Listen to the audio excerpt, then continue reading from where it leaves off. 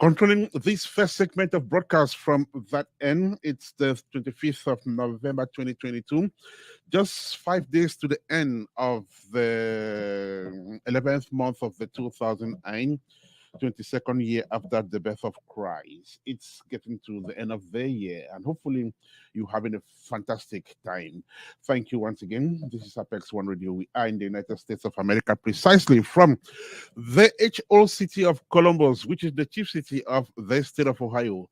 We are in the Midwestern regions of the United States of America. Once again, thank you so much. And so we're here on radio for a fresh edition of Apex Anthology. For those of you coming across this show for the very first time, it is the show that focuses on poetry. That is that literary genre which everybody loves. Here on the show, we bring some very beautiful poems to you, and we have Lady Sharon Jonem who recite those poems in a very magnificent manner. Then we talk to poets. We also play some good sentimental music that aligns to the kind of conversations we have on the show. And here we have conversations around poetry. And so we talk poems. In today's edition of the show, we'll be having another poet of, another poet who is so excellent in what she does. She's been on the show once, but she just released her latest works. Her latest work titled The African Girl, which is beautifully woven.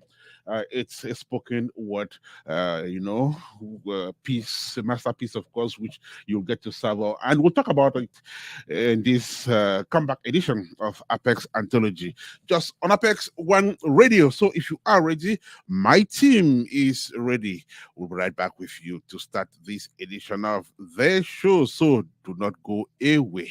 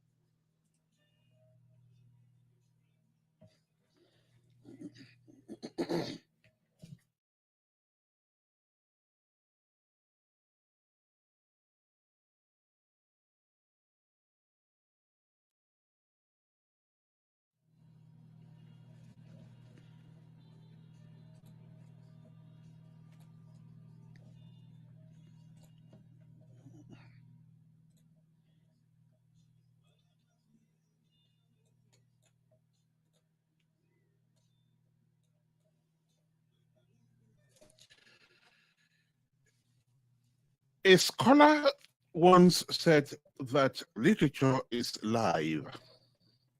What the scholar meant was that in literature, you can find everything in life ain't about life. Now, in literature, if you look at it as a subject in school, you can find mathematics. In literature, you would find physics, you would find economics, you would find biology, you would find chemistry, geography, history, civics. The list continues. In literature, you would find computer sciences, aeronautics, medicine, you can name it. Literature tells the story of life, the good, the bad, and the ugly. Now, in a nutshell, literature is an embodiment of life. However, there is a side of literature that makes this discipline amazingly great.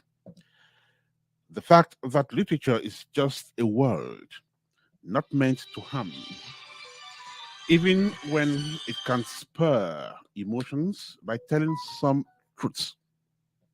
Again, such truths told by literature are intelligently put in a way that it does not call for any harm. Now, if literature fits your head by telling the story of your unruly attitude, then wear its cap. If literature fits your feet by telling the story of your oppressive attitude, then wear its shoes. If literature fits your fingers by telling the story of your hypocrisy, wear its gloves. If literature fits your eyes by telling the story of your nonchalance towards the less privileged, then put on its glasses. One branch of literature that cuts across and is a clear example of the above description is poetry. Poetry is literary art in which special intensity is given to the expression of feelings and ideas by the use of distinctive style and rhythm. Poems collectively owe as a genre of literature. For one thing, it is naturally the most beautiful branch of literature, thanks to its color, its aromatic flair, and you name it. That is literature. Now, on Apex One Radio, we've created this platform that promotes the art of poetry. And on the show, we talk about poems, we recite them, we talk to poets, then we appreciate their poems. For those of you who love this genre of literature, this is your show. And this November, the 25th edition of this show, we are focusing on a poet par excellence. She's been in the fields for some time. She knows exactly what she does. She's excellent. She's thought provoking in her works, one of which we will be focusing on in this edition of the show. The African Girl is the latest work by Nyanga Sandy, our guest poet in today's edition of Apex Anthology, just on Apex One Radio. And so, if you are just joining us, then thank you so much. We appreciate you for your time. Sit back, relax, and of course, enjoy a piece of beautiful art you won't afford to miss when you would have listened and watched it. Definitely, you'll go back to it over and over. This is Apex One Radio. My name is Ernest Kanjo. Stay tuned.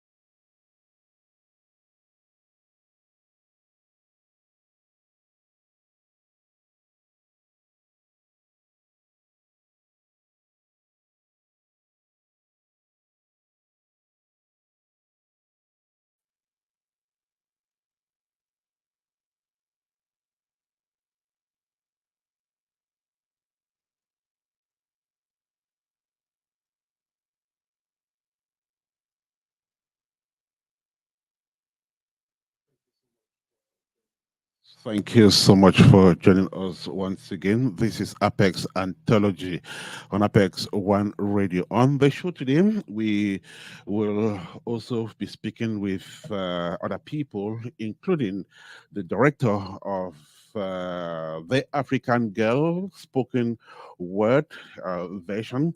Then we'll be speaking to yet another poet to appreciate our poem of focus today.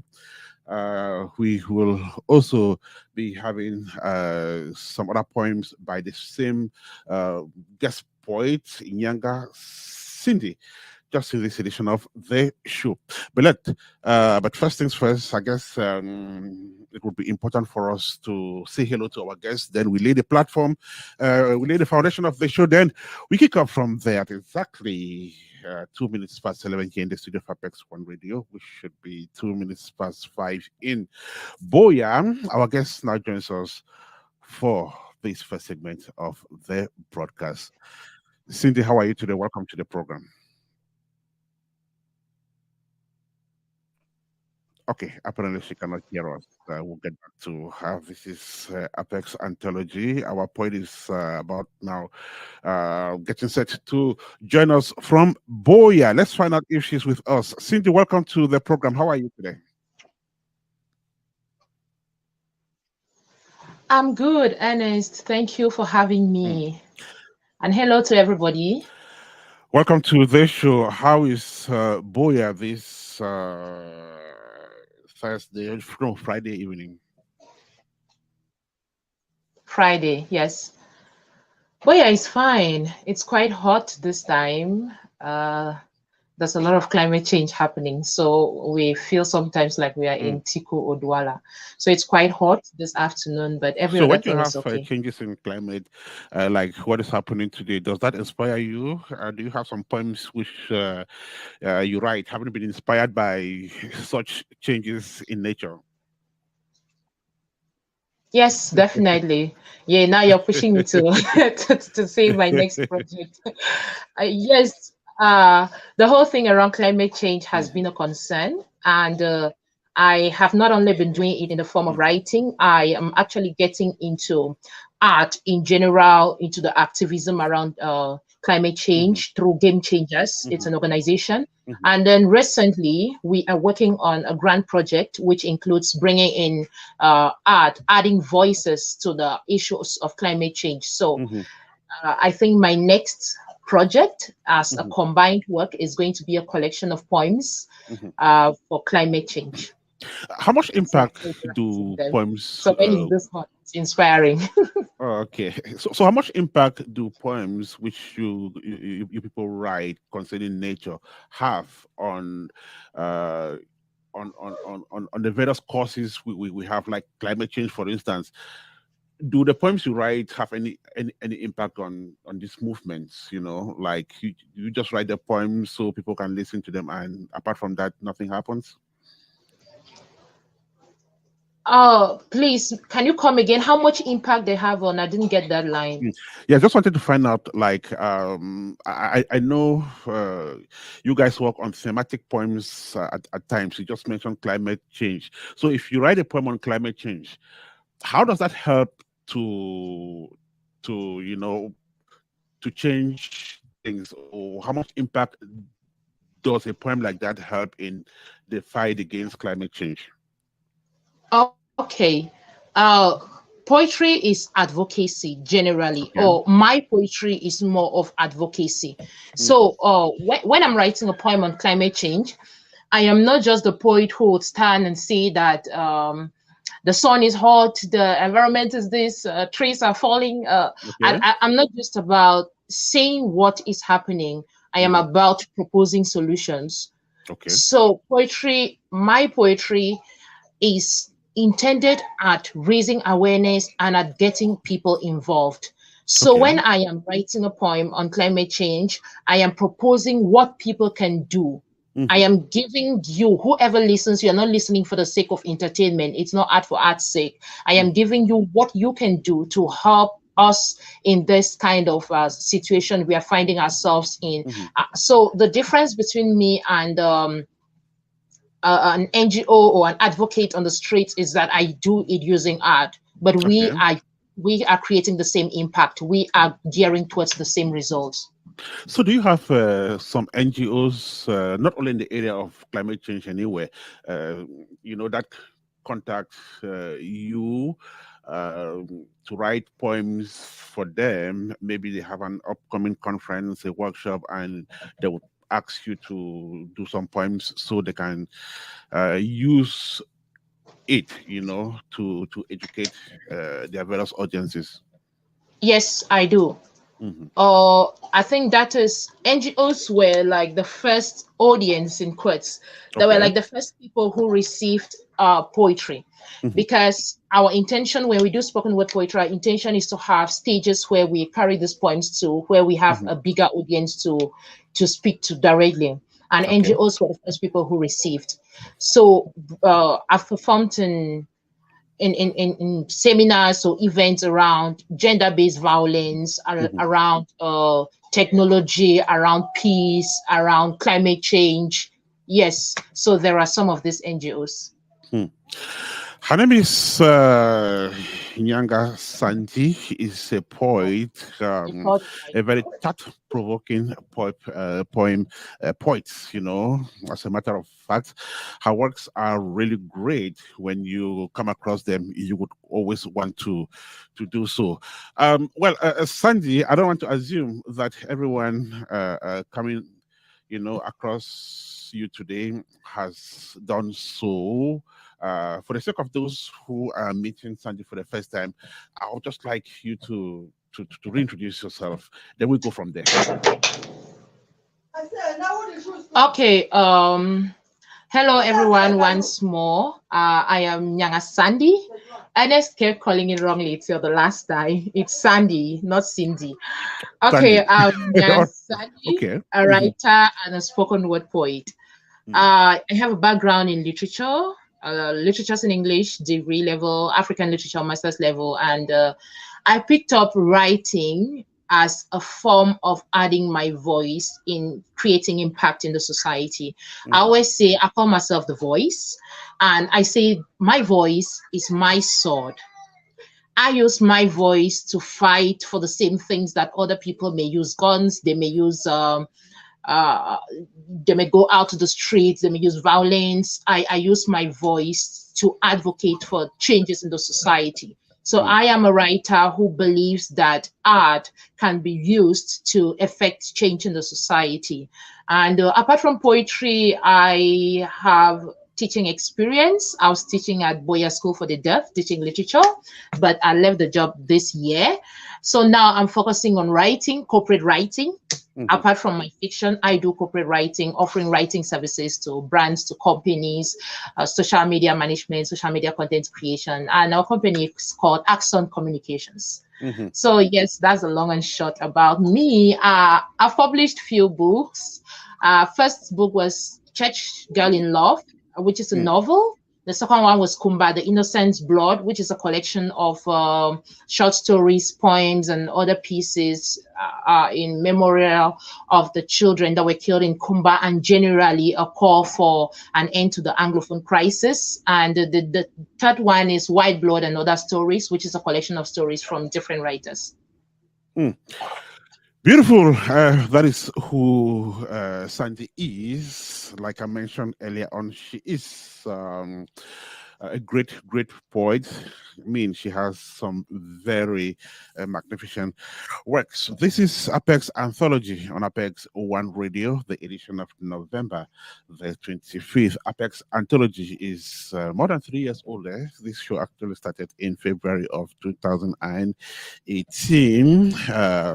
It's been a long journey with co-founder Sharon Dione, who also doubles as content manager of the show. All right, so Sharon is getting set for our first poem for the day.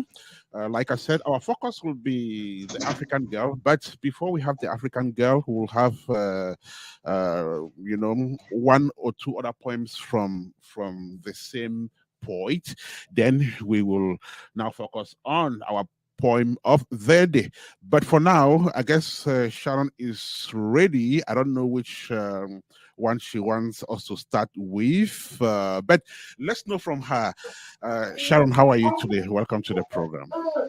Hello, Ernest. I'm beautiful and you. Thank you for having me. Great.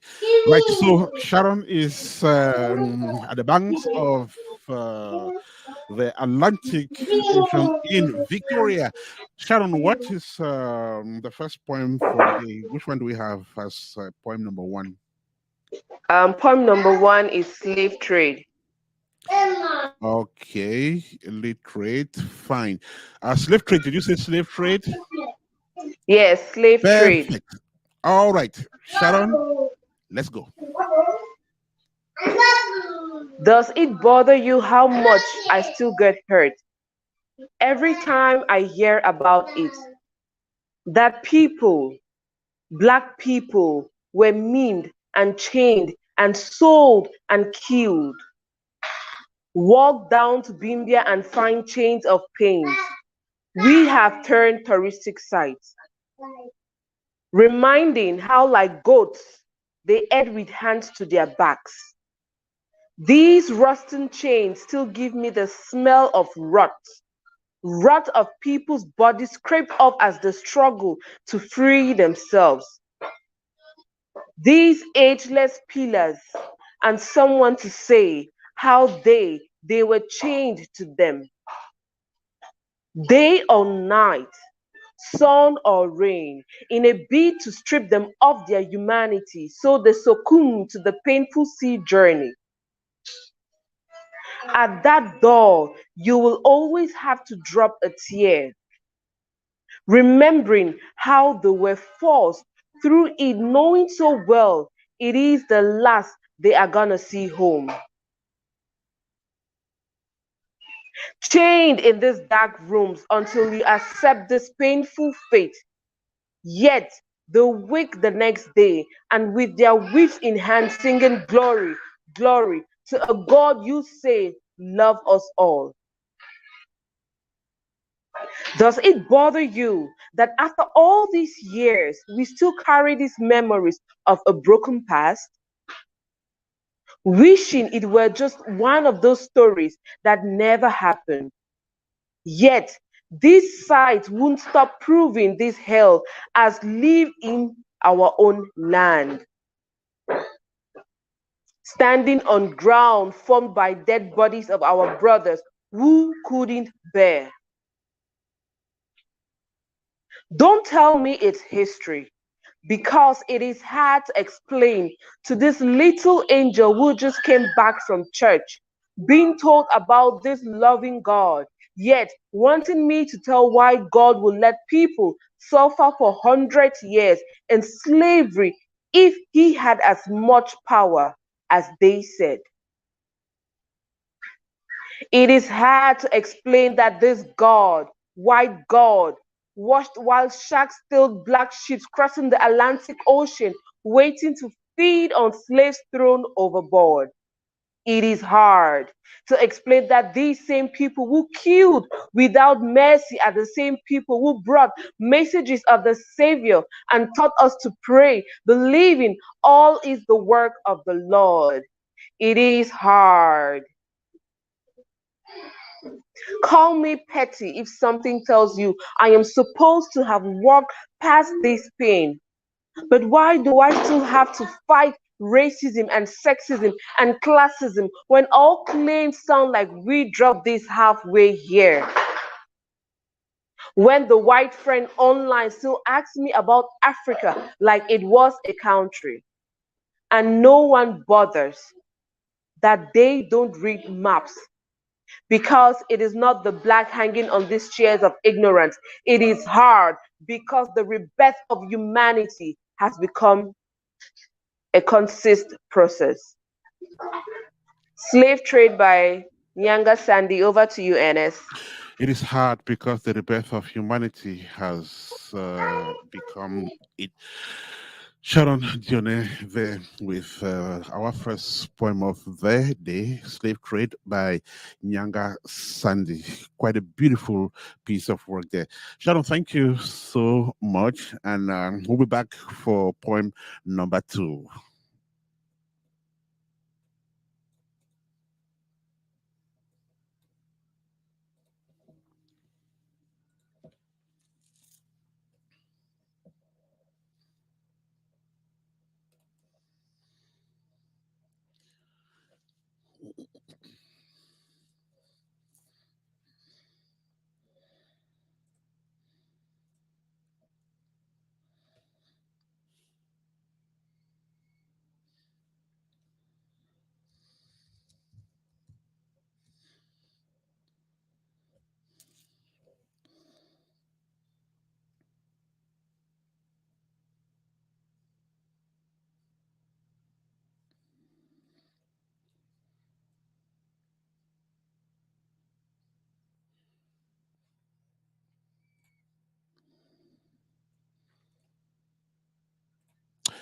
If you're just joining us, thank you so much. Welcome to this fresh edition of Apex Anthology on Apex One Radio. On the show today, we're focusing on Nyanga Sandy's The African Girl. It's a beautiful spoken word piece of work which has just been made public and is having a wonderful response from the public, and of course the poet is right here on radio to talk about it.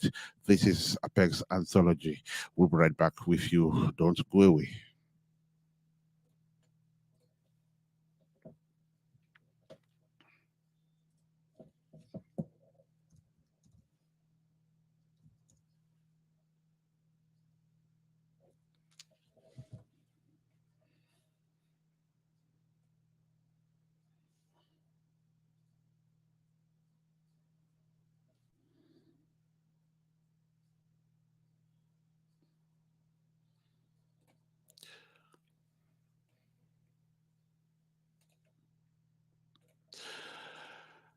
It's exactly 19 minutes past 11 here in the studio of Apex One Radio. I guess it's time for us to go back to our main guests on the program, Nyanga Sandy, to talk a little bit about the first poem. Remember that our focus today will be the African girl. But before then, we need to warm the stage with other works of the poet. Sandy, welcome back. Thank you. Right. So we're about to warm the stage up for the African girl, but we're doing that with your other works, and we just had Slave Trade there presented by Sharon Dione. Tell us about Slave Trade. When did you write that poem? I wrote Slave Trade December 2021. Oh, can you just fix your sound? We can't hear you well. Okay, I wrote Slave Trade in December 2021. Can you hear me Okay. now? Yeah, I can get you clearly. December 2021, you say. Yes, yes. Okay. Now, let me ask a question about this particular topic. Now, the slave trade happened. I don't know how many years ago. I mean, my history knowledge More than a is very century minimal. back. Right. So it's very long time ago, and a lot has been said about the slave trade. So I need to know, why do poets always come back to this episode? Is there a particular reason why in 2022 we should still be coming back to slave trade? Yes, there is no way you are going to talk about me without talking about where I come from. Okay. That's something I believe in. You can't we don't come from nowhere. We are coming from somewhere. There is a story behind. Mhm. There are certain things that define us. The way we behave, the places where we find ourselves, the way we do things, all of them are influenced by our experiences, by the things we have seen, by where we have been. Right. So slave trade is one of those experiences. So there is no way we cannot go back. There is no way we can just trash it. Mm-hmm. Wow. Right. So, does it bother you how much I still get hurt every time I hear about it? That answers my first question. Your first line actually answers my first question. All right. So, these rusting chains still give me the smell of rot. A lot of people's bodies are in. So, tell us about the use of these words. You're talking about rusting chains and so on. Are you using those, those words deliberately, like to show how hard and painful the slave trade was? Oh, yes, how painful the slave trade was, and how we still see it now. Okay, let me Okay. give you a background to the poem. Maybe Mhm. you'll be able to understand some of the words. I Sure. wrote this poem when a friend of mine visited Ghana, and she went to the slave trade. Slaves in West Africa, gathered from Cameroon, from all other places around West Africa, were taken to Ghana before they were shipped to the West. Hmm. So this friend of mine went there, and throughout her stay, we were on video call. So everywhere she went to, they were telling her whatever is happening. I was hearing, we were discussing, I was saying almost everything. So it's like I was living the experience live. Hmm. So there are these chains that still carry the story. There are these pillars that carry the story. Like you're going to see something that looks like a built pillar. The pillar Hmm. looks like some slaughterhouse or some slaughter slab, and then Hmm. they're telling you people were tied to this slab. People who were trying to revolt or people who were stubborn were tied to this slab. You see some that like something that was built with cement, and back then buildings were stronger than what we have today, but Hmm. this cement has been scraped off in some areas, and the explanation is that people were chained to this pillar. Hmm. So because they were trying to free themselves, they kept pulling the chains that held their hands or their legs, and then the chains were scraping the sand off the pillar. Hmm. So it's those kind of experiences, and then you still see the chains hanging there. There are all of those images are there. When you see them, you're like you have a mental picture of everything that happened. That is why the poem has all these rusting chains, the pillars, the chain, the hands to the back, and all of those images are a reflection of the things that were kept as souvenirs in these slave trade areas. So, where has this poem been to? Has it been published somewhere yet? Not yet. Okay. So the public has not consumed it yet. Yes, public hasn't Okay. consumed it yet. Beautiful. So we're looking forward to that and to know exactly how the public will react to that poem, "Slave Trade" by Nyanga Sandy. Special guest on this show today. This is Apex Anthology, the edition of November the 25th. Before we dive into the African girl, I guess we will have yet another poem written by you. So just hang around. Let's bring back Lady Sharon Jonah on the platform. Sharon, welcome back. Sharon will have to unmute herself so we can hear her. Sharon, can you hear me now? Yes, I can, Ernest. Thank you very much. All right. So after slave trade, um, which one is next? We have a poem for peace. A poem for peace. Okay, before we even sever the a poem for peace, let's find out from Sandy. A poem for peace. Tell us about it, Sandy. Okay. First let me expose myself. This poem didn't have a title. So when I was Okay. sending to Sharon, I was like, okay, let me just give it something so that Okay. she would not ask me what's the name of this poem. I Wait, write most of my poems sorry, without you said titles. the poem didn't have a title. Yes. So was that a style, or was that deliberate, or you were still looking for one? In most cases, I write poems without titles. I feel Okay. like titles give a lot, except my title is really symbolic. Okay. Uh, except the title is really symbolic, I will not give a poem a title. I leave you to read the poem and then take what you can take from it. I don't try to give you what you are going to find in it. I Okay. just leave it like that. Yeah. Wow. I'm learning that. I'm actually learning that today. Beautiful. Yeah. Okay, so a point for peace. Well, let's have Sharon do it. Then we'll come back to you. Sharon, ready? All right. Yes, I am ready. All right, a point for peace. Let's go. From my veins, the blood flows through my racing heart, reminding me I am still here.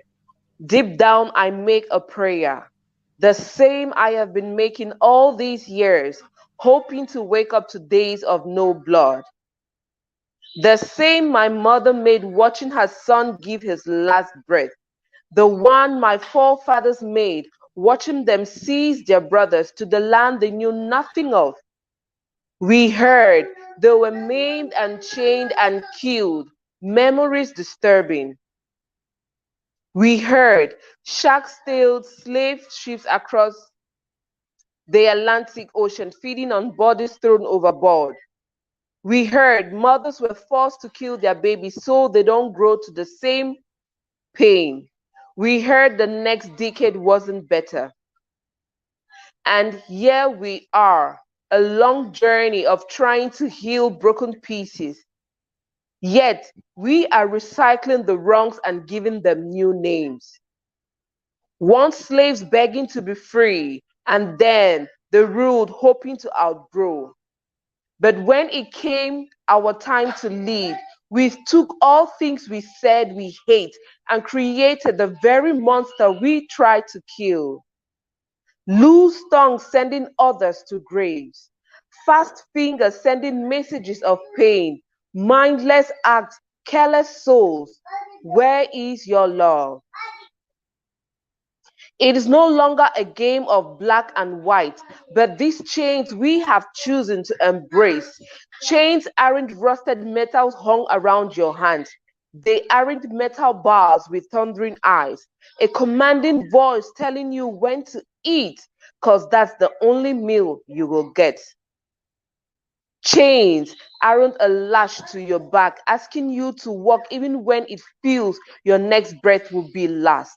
These chains are you choosing to not see the evil your heart begets.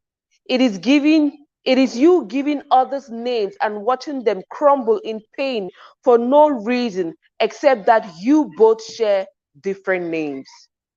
It is you turning a deaf ear to the cries next door, erecting walls where people try to crush, giving room for evil and war to thrive. When a single word or action could turn all things around, why hug these chains? My heart bleeds, my soul wanders as I hope to see a smile without lines of pain forcing themselves within. I hope to see people punch their phones without fearing the next sad news to bring. To see children walk down the street without picking bullets their way down this place. To help these little ones make childhood memories without trails of hate and pain and blood and death. I am a thirsty throat for a world without division, the bleeding pen crying for a new day. I am a child of light shunning darkness and all that comes with it. I am the voice of peace, breaking these walls, ego made of us. Rebuilding the strength buried in our blood. I am a voice on mission, a messenger to your soul, hoping you give life and peace another chance. The world needs peace. Peace needs you. A poem for peace by Nyanga Sandy. Over to you, NS. A chance. The world needs you. Sharon Johnny, then that beautiful piece of poetic work by Nyanga Sandy. Sharon, thank you so much. Sandy, here you go again, crying. So, peace. What about peace? Is that really a question to ask somebody coming from the English speaking region of Cameroon? Peace is like the cry of everyone in this region. Those who don't know, we have been plagued by the Anglophone crisis for the past 6 years. Yes, because this started in 2018. Mm. It was 21st November 2018 exactly. And here we are today. So peace is like a cry of every child, a cry of every mother, a cry of every person who wishes to get back to where we were or even to a place better. So peace is what we don't have. Hmm. So tell me, when you were writing this poem, uh, what was inspiring you? Like, how do the words come and you're able to weave them to, you know, to make sense? Okay. I always say that there is something about writing an inspiration and writing out of inspiration. Hmm. So for this particular poem, I think I created my inspiration because Hmm. I wrote this poem for Defy Hate Now. It is an Hmm. organization that's here in Cameroon who's um at the heart. We were celebrating World Peace Day. I was supposed to perform there, so this Hmm. is the poem I performed. And when I sat down to write, I was like, we are talking about peace, and a lot has happened. Like we are coming from a place of drop the guns, we are shouting, we are crying, we are saying all of these things, but who is really to blame? Hmm. That is where my inspiration is coming from. I was like, okay, we have seen pain. This is not the first time we are crying. Our history has a line of like we are children of tears. Then, but what have we made of ourselves when it was our time? I think it's all of the combination of all of that history, the pain I am feeling, me immersing myself into everything we have been through, and then the words coming through. Wow, that's interesting. Nyanga Sandy is our guest poet on Apex Anthology today. She is also author of The African Girl, which is what we will be focusing on just right ahead. But she has some very beautiful works around this, which we're also trying to use this golden opportunity to serve on the show. If you are just joining us, thank you so much. You're listening to Apex Anthology, the edition of November the 25th, 2022. It's exactly 26 minutes to 12 here in the studio of Apex One Radio in Boya, from where she's speaking. It's 5:34 p.m. Right. So I guess we'll take one other point before we move to the African girl. I don't know if Sharon is ready. I guess Sharon, welcome back. Thank you, NS. All right. So let's do another one, and we go from there. So, which one do you have on your list now? Well, this one doesn't have a title. Like she earlier said, she doesn't title her poems. Okay. Okay. That's beautiful. I see the first line there. When kids were gunned down in Atlanta, America, TV stations and all news outlets were buzzing. But Yeah. let me not guess for her. Sharon, go ahead. When kids were gunned down in Atlanta, America, TV stations and all news outlets were buzzing. Weeks down, turning into the same painful reports and condolences to the grieving families. Souls screaming, hearts aching, justice and security on the tip of every tongue. New laws in place for child protection, and why not protection of humankind?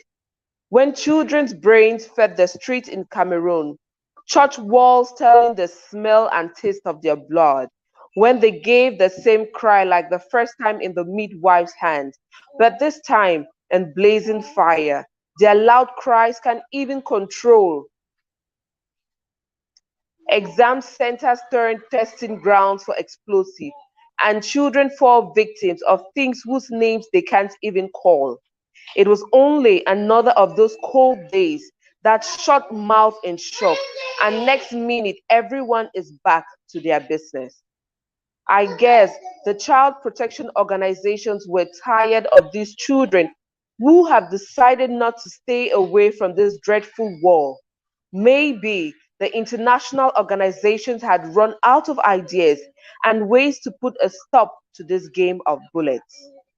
Maybe no one hears the cry of African children, their voices be too low to be heard by our faraway international bodies. Maybe our roads are too bad for this solution that has been creeping its way to us, but still isn't coming forth. I guess our leaders had one of those parties, and the music was too loud for them to hear the cries of these little ones. Nobody hears the cry of an African child. They receive nothing beyond these tombstones whose erecting has become a hustle. These flowers, whose budget is large enough to build them houses, they will tell you about the newest bombing in Ukraine, about the fear of an uprising in DC, but nobody ever tells you about the children whose blood watered the seed of war in this part of the world. 100 girls still missing in Nigeria, but that's no longer news. We have got parties to plan. Does anyone care? We are still here to pretend, to claim to love, to claim to care. How heavy do our tears have to flow? How loud do our cries have to go? How many more do we have to watch being butchered? I guess as many as their blood brings money to our pockets. By Nyanga Sandy, over to you, NS. Thank you so much, Sharon, for that poem without a title, but which is very suggestive, of course. She's coming back to it again. Thank you. Beautiful. Okay, so Sandy, we just listened to yet another one, and I got words like blood, child protection. Those words that can really, pierce the mind. So tell us about this one, and yes, tell us about it. Okay, this one got me really emotional. Thank you so much, Sharon, for reading my poem so beautifully. I was an audience, and I really enjoyed how you read this one, most Mm, especially. Um, this poem is like the other one is one of those poems I haven't released yet, mhm, and I wrote it from a place of pain mhm, because when I look back, it's been a long time coming. Every time there is something, there is news here. News here passes easily. Something happens, we cry, we use hashtags on social media. Within 2 days, we forget these children and we are moving on. It was Gabu, it was Kumba, it was Pinyi, it was Menka, like so many of these incidences, but nobody talks about them, or mm, they become just one of those breaking news that is on the media, and before you know it, they've moved over to the next joke. So this was the inspiration of this point, because when you look at it in other parts of the world, uh, these things make news. They don't only make news, they cause action, they cause reactions. mhm, Laws are changed, things are implemented, new security measures are taken, and everything is tried to be put in place to make sure this doesn't happen again. But over mhm, here, we are left to tears. It's just a matter of cry and wait for the next time so that you'll cry more. So this was the inspiration of this poem, and if you read more, you realize it's not just me talking about the media, it's not just me talking about what the west have not done or what the media hasn't done for us. It is even us. What do we do? What do our leaders do mhm, when this happens? What do? They sit there, they're having champagne parties, and sometimes they don't even make statements about it. We are the ones pushing them to make statements like they don't care about these children, they don't care about these things happening. It's just about the hustle. Like if they're dead, if we are going to give them a befitting burial, if we are going to travel there and put flowers on their graves, maybe it's going to bring us some money, we're going to earn something from this. That is all that they care about. So it was all of these ideas, all of these things happening. I don't want to get very detailed because Mm, we are living in quite an unsafe place, but so many of such things have happened, incidences that we can actually pinpoint, and nobody says anything about it. It's like killing people have become a hustle, like mm. the poem says. So that was the inspiration. We've just had three of your poems recited here, and all three are very gloomy in nature. Tell me about your experience when you're writing this kind of poetry. Is it hard? Like when you're in pain, do you find it difficult to bring out the words, or it becomes easier when you are in pain to to carve out these words? It becomes easier. Okay. Poetry is the easiest way I let it out, Mm, because when I'm seriously hurt, I feel like, okay, let me scream. I should go out there and tell everybody how angry I am. I should do this, I should do that.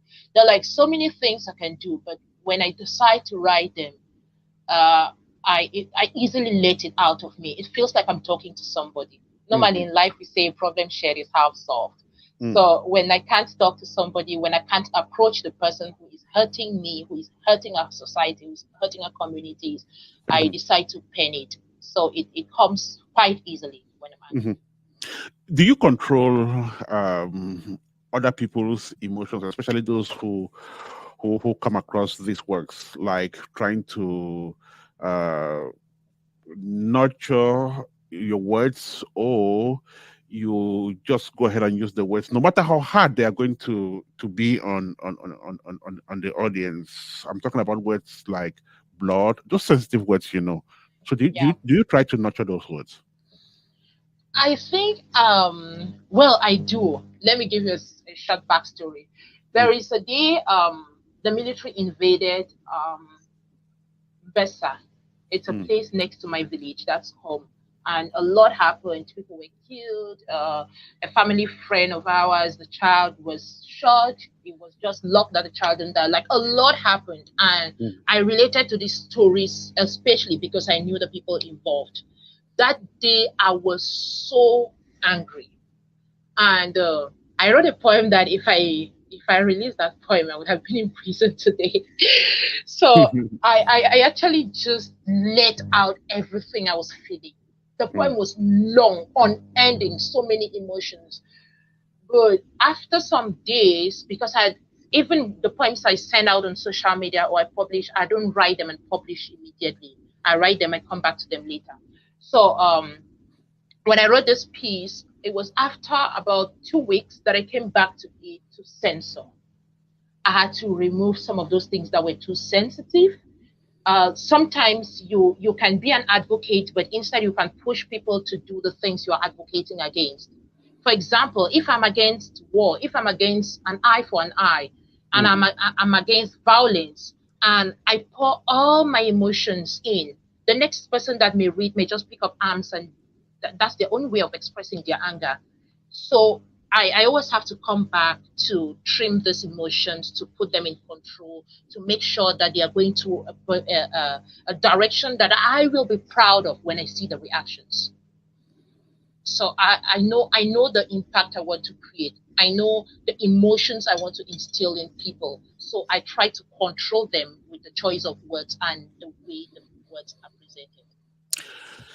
Nyanga Sandy is her name. She is guest in today's edition of Apex Anthology on Apex One Radio. We've been listening to some of her poems, but of course, our focus today is The African Girl, which is her latest work. Is so beautifully done, and it's been out, I guess, for the past 72 hours now. And that is what we were looking at during this second phase of this edition of Apex Anthology, just on Apex One Radio. My name is Ernest Kanjo. Content manager of the show is Sharon Dione.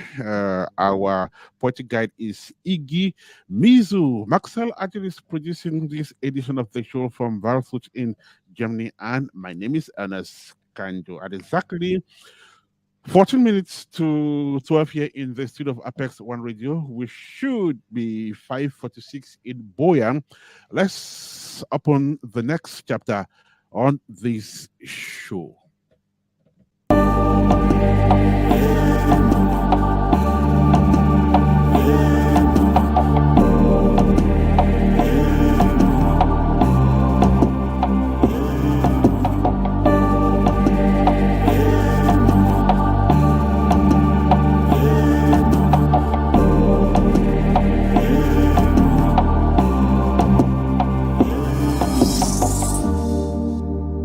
I am the African girl. Ridicule cannot sway me. I hold my head high, proud of my uniqueness, proud of my culture and my heritage. From the color of my skin to the texture of my hair to the length of my strands to the span of my arms to the stride of my gait to the curves of my hips to the depth of my bosom, I remain the proud African girl. To you, I'm dirty. To you, I'm no different from an animal in the zoo. You stare at me and wonder why my hair isn't soft, why my accent is so strong, why there is a gap between my front teeth. You comprehend not the reason for my thick hips and skin. You think the absence of blue eyes is a curse and my kinky hair kind of ugly, yet I flaunt it with no worries. You think I'm dumb and always wrong. You minimize my intelligence to potential and consider my success accidental. You think I'm always too or a little less, for to you success isn't for a kind. Yet I am black and proud. I am African. Not just by name or place of birth, but melanin dripping off my every piece. I fear not to swing my hips and leave my dreams. Catch me today in Ankara, tomorrow in Togo, the next day in Kente. Watch me lick my fingers getting off my grandmother's pot.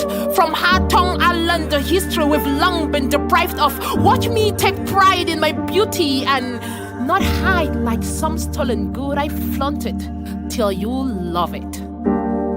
I am African. You can never be, that's how we differ. We love the setting sun ushering us into the moonlight and folktale telling. Hospitality is our forte. Reason we let not a brother pass without offering a bowl of water.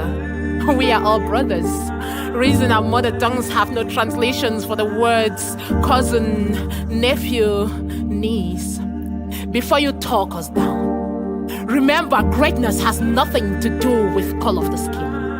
You can ask Obama or Beyonce or Oprah, the list is long. Our identity is buried within, but our strength and brains care not what skin we came in. So when next you look at me, be reminded that I am the African girl, the wonder of the universe. I am the child of the sky, the breath of the earth. I am no mistake to this world because I was meant for this place. I am the magic of the black African girl.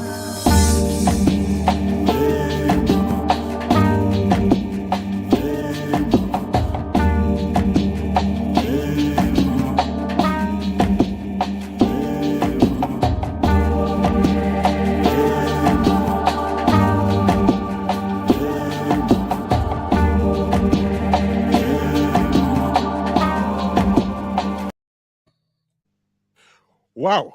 So I've been watching this over and over since I first came across it. That was on Wednesday. I just can't stop